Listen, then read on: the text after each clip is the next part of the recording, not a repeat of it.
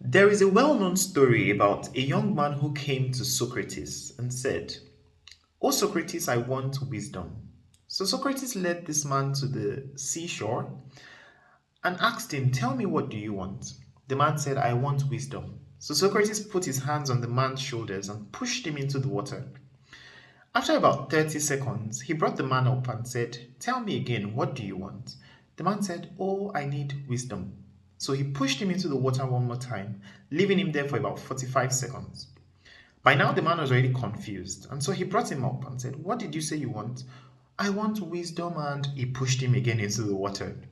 He left him there for about 1 minute this time, and by now the man was kicking and already struggling. So when he brought him out, the man was gasping, and Socrates asked him, "What do you want?" He said, "I just need air. I need air."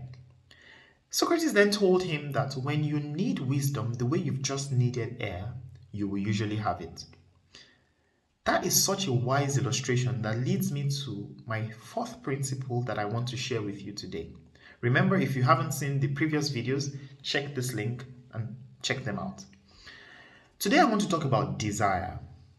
When you have a strong, compelling desire, and everything you do in your life is centered around that desire, you will usually have what you want.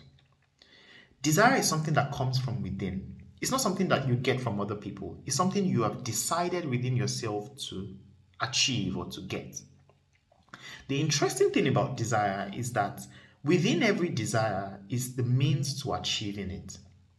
So think of this man that was in the water. He would have done anything to get that air. He would have struggled, he would have pushed until he could get the air he so wanted. At this time, he wasn't thinking about even wisdom, what he said he wanted. He wasn't thinking about it at the time. He was solely focused on getting what will get him to survive.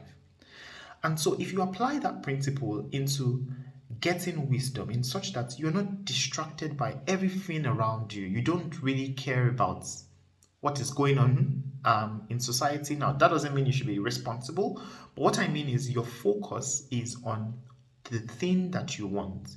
Your focus on everything you put your attention to is towards what you're trying to achieve. The likelihood for you to achieve it goes very high, very, very high. So how can you cultivate desire? Like I said, desire is something that comes from you. You have to decide what you want. But there are things that can help you develop your desire.